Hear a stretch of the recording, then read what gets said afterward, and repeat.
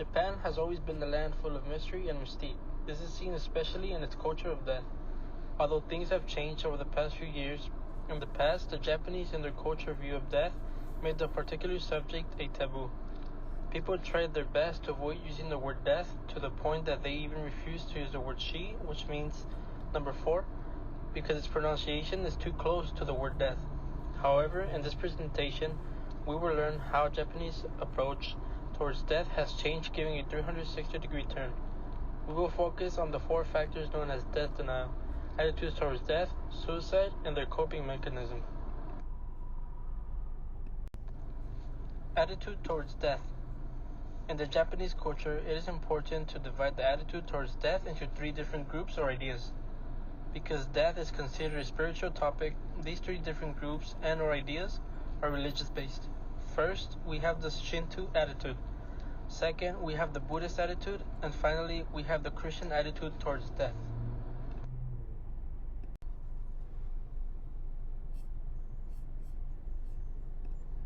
Shinto is an optimistic faith that originated in Japan.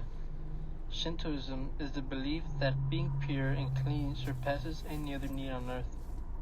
According to the traditional beliefs, death that comes as a terminal illness or simply as dying is not considered clean. In fact, words like contaminations are often used to describe the process of death. And due to this outdated idea, Shinto condemns the notion of death and declares it negative and impure. Individuals who follow the Shinto teaching avoid the subject at all costs.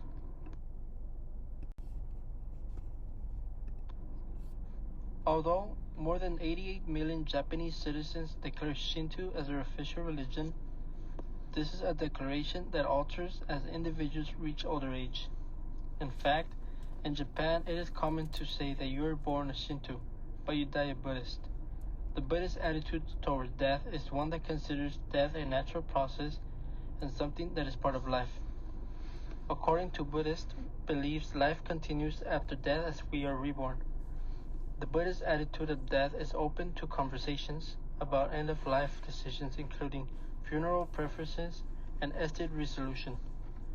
In addition to all this, Buddhists also see death as celebration and continuation of the cycle of life that includes death and rebirth.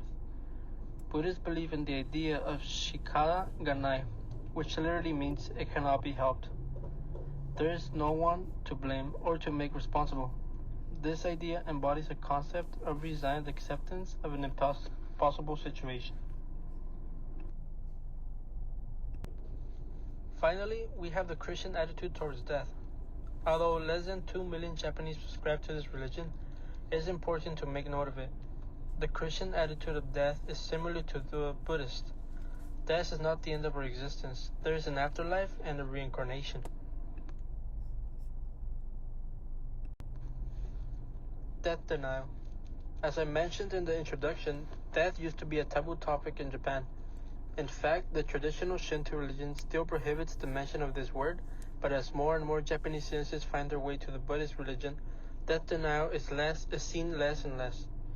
In modern Japan, death is no longer a forbidden subject. In fact, more people are embracing it by looking into afterlife accommodations. Index Japan is the biggest funeral and cemetery expo that takes place every year. Here, funeral homes showcase their most innovative products to have an imaginative afterlife. Death denial is such a thing from the past that every day Japanese come up with ideas on where their ashes should be kept after they are gone. Perhaps the most pioneering idea that Japan has come up with is an afterlife in space. Jenga Stage, it's a Japanese company that offers funeral services in space. How it works is that they take your ashes and launch them on a rocket that will orbit the Earth. It is believed that more and more Japanese are opting for a space funeral as the price is somewhat affordable when compared to a traditional funeral. It is important to note that with the fading of death denial, the need to be buried has also diminished. In fact, in modern Japanese society, more than 99% of individuals opt to be cremated. Coping.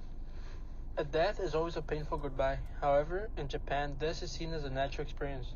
Because of this, Japanese can be considered sentimentally stronger when compared to other cultures. In fact, Revered Professor Stuart D.B. Pitkin conducted a study where he was able to conclude that when compared to American women, Japanese women tend to have more control over their emotions. This control is achieved by subscribing to the idea that death is but the beginning and that there is an afterlife. Japanese cope with death by including the memory of they departed into everyday life situations. Although they lost someone, they try their best to include them or their memory in life events.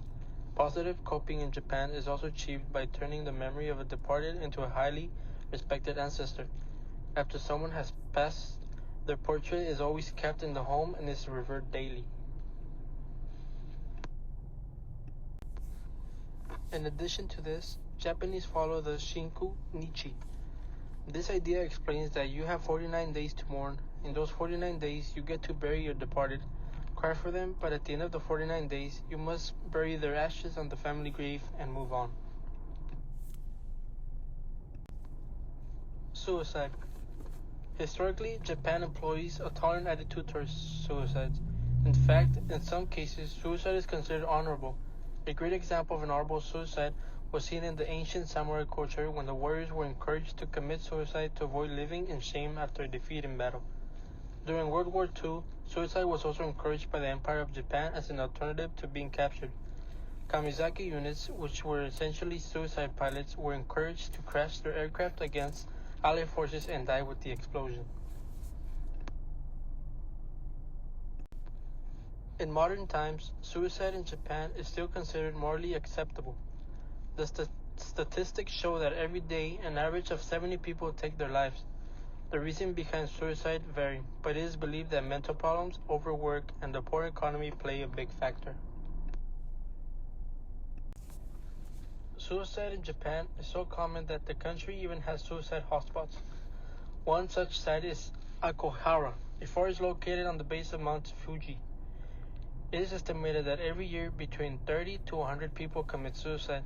For example, in 2003, 105 lifeless bodies were found in the forest, breaking the old record of 78 bodies in 2002. It is known that the most common means of suicide in the forest is hanging. Every year, a group of people come together to recover the bodies of those who have taken their lives. Another suicide hotspot is the Q Line Rapid Railroad. In this hotspot, an average of 3 people per day commit suicide. Although suicide is common and tolerable, authorities still try to prevent it.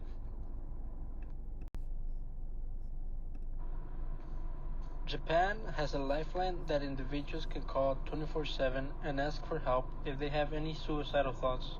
The quick dial number is 988.